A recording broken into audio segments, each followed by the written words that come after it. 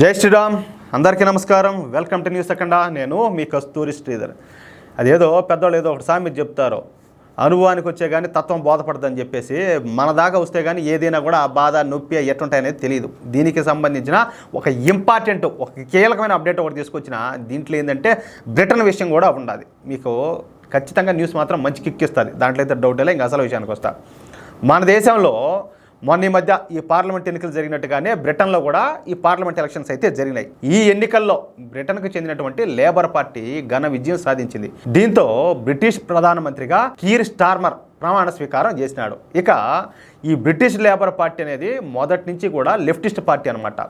ముస్లింలకు సపోర్ట్గాను, అలాగే తమ దేశంలోకి వచ్చేటటువంటి ఈ అక్రమ వలసదారులకు మద్దతునిస్తా వస్తా ఉన్నది. అంటే తమ దేశంలోని స్థానిక ప్రజలు ఏమైపోయినా పర్వాలేదు, కానీ తమ దేశానికి అక్రమంగా వలస వచ్చేటటువంటి ఈ అక్రమ వలసదారులకు మాత్రం సకల సదుపాయాలు కల్పించాలనేది ఈ బ్రిటిష్ లేబర్ పార్టీ భావన. చూడండి, ఇట్లా టోళ్ళని ఇంకా ఏం చేయాలో, ఇంకా వాళ్ళ ఆలోచనలు ఏ విధంగా ఉన్నాయో మీరే ఒకసారి ఆలోచించుకోండి. ఇక బ్రిటన్కు అక్రమంగా వలస వచ్చే వాళ్ళలో 90% మంది ముస్లింలే ఉంటారు. సూటిగా చెప్పాలంటే అక్రమ వలసదారులకు ఈ బ్రిటన్ అనేది స్వర్గంతో సమానం అనమాట. అందుకే బ్రిటన్ ఎన్నికల్లో ఈ లేబర్ పార్టీ గెలవగానే పాకిస్తాన్, ఏది పాకిస్తాన్ అన్నారు కదా, ఆ పాకిస్తాన్ ప్రభుత్వం ఆడైతే సంబరాలు చేసుకునిందంట. ఇంక ఊరికైతే కాదు. అయితే లేబర్ పార్టీ గెలిచి కీర్ స్టార్మర్ బ్రిటన్ ప్రధాని అయిన తర్వాత బ్రిటన్లో ఉన్న ఈ అక్రమ వలసదారులందరూ కూడా రెచ్చిపోవడం ప్రారంభించారు. బ్రిటన్లో ఏర్పడింది తమకు అనుకూలమైనటువంటి పార్టీ కావడంతో ఇక ఈ అక్రమ వలసదారులకు అడ్డు అదుపు లేకుండా పోయింది. ఇక వీళ్ళు స్థానిక బ్రిటిష్ పౌరులను బెదిరించడం, వాళ్ళ మీద దాడులు చేయడం, నానా హంగామా చేయడం వంటి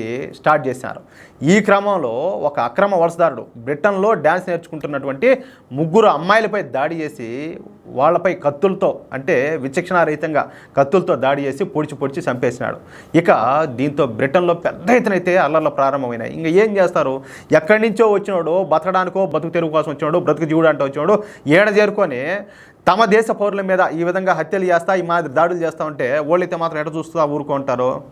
అటు బ్రిటన్ వాసులకు, ఇటు బ్రిటన్లో అక్రమంగా నివసిస్తున్నటువంటి ఈ అక్రమ వలసదారులకు మధ్య పెద్ద ఎత్తున ఘర్షణలు కూడా చోటు చేసుకున్నాయి. ఈ అల్లర్లలో కూడా బ్రిటన్లో అధికారంలో ఉన్నటువంటి లేబర్ పార్టీ అక్రమ వలసదారులకే సపోర్ట్గా ప్రవర్తించింది. చూడండియా, అంటే తమ దేశ పౌరులను చంపినప్పటికీ కూడా, వాళ్ళ మీద దాడులు చేస్తూ ఉన్నప్పటికీ కూడా అలాంటి వాళ్ళకే వీళ్ళు సపోర్ట్ చేశారన్నమాట. దాంతోపాటు ఈ స్థానిక బ్రిటిషర్లపై వాళ్ళ మీద కేసులు కూడా పెట్టారు.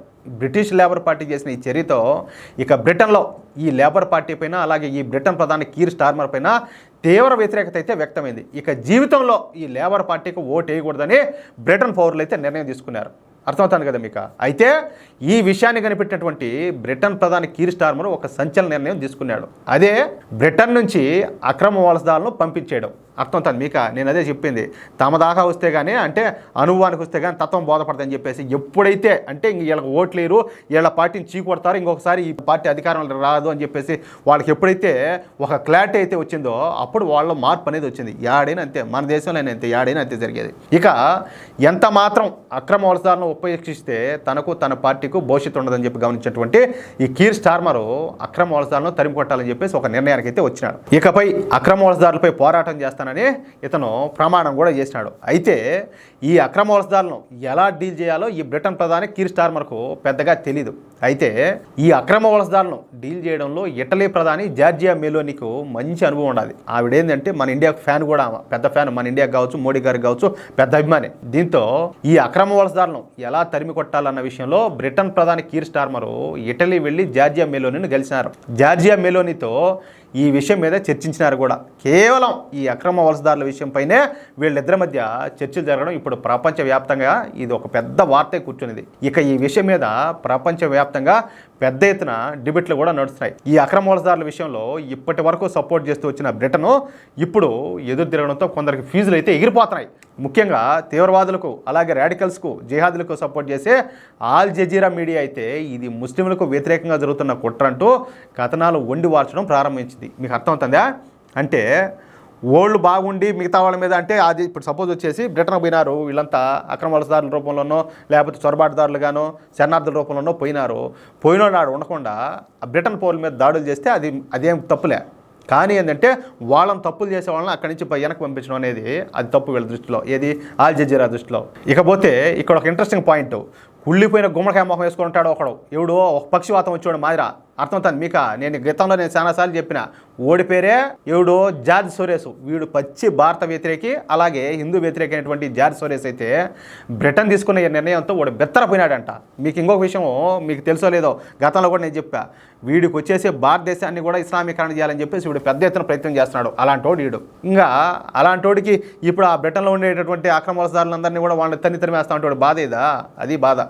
మొత్తం మీద ఏంటంటే యూరప్ దేశాల్లో ఇప్పుడిప్పుడే కళ్ళు తెరుస్తూ ఉన్నాయి. ఈ అక్రమ వలసదారుల విషయంలో ఎన్నాళ్ళు భారతకు నీతి పాఠాలు చెప్పినటువంటి ఈ దేశాలు ఇప్పుడు తామే ప్రమాదంలో ఉన్నామని చెప్పి గమనించి ఈ అక్రమ వలసదారుల విషయంలో కఠినంగా వ్యవహరిస్తూ ఉన్నారన్నమాట. అది ఆ విషయమా అది చెప్పేది. ఇప్పుడు మన దేశంలోకి వచ్చేసి బంగ్లాదేశ్ వాళ్ళు, మయన్మార్ నుంచి వీళ్ళు ఎవరెవరో వస్తారు రకరకాలుగా. వాళ్ళ మీద మన వాళ్ళు యాక్షన్ తీసుకోవాలంటే వీళ్ళు లేనిపోని నీతి పాఠాలని చెప్తారు. ఎవరు ఈ గాలి కబుర్లు చెప్తే గాలికొండ కొడుకులంతా కూడా. ఇప్పుడు వాళ్ళ కాడికి వచ్చినప్పటికీ వాళ్ళ బాధ అంటే ఎట్టుంటుందో తెలుసు అని ఇప్పుడు వాళ్ళందరినీ కూడా దేశం నుంచి తరి కొట్టాలంటున్నారు. అది కథ. బయటోడికి నీతులు చెప్పడం చాలా సులభమే, అది పాటించేటప్పటికి వచ్చాది బాధ. మామూలు పుట్టవు నొప్పులు, అంత తీపి నొప్పులు పుడతాయి. ఈ వీడియోపై మీ యొక్క అమూల్యమైన అభిప్రాయాలు దయచేసి ప్రతి ఒక్కరు కూడా ఖచ్చితంగా కామెంట్ రూపంలో తెలియజేయాలని చెప్పి కోరుకుంటూ, అలాగే ఈ వీడియో నచ్చితే దయచేసి లైక్ చేయండి, తప్పనిసరిగా 10 మందికి షేర్ చేయండి. ఇంతవరకు మన ఛానల్ సబ్స్క్రైబ్ చేసుకోకపోతే దయచేసి ప్రతి ఒక్కరు కూడా మన ఛానల్ సబ్స్క్రైబ్ చేసుకోండి. ప్లీజ్ సపోర్ట్ చేయండి. జై శ్రీరామ్.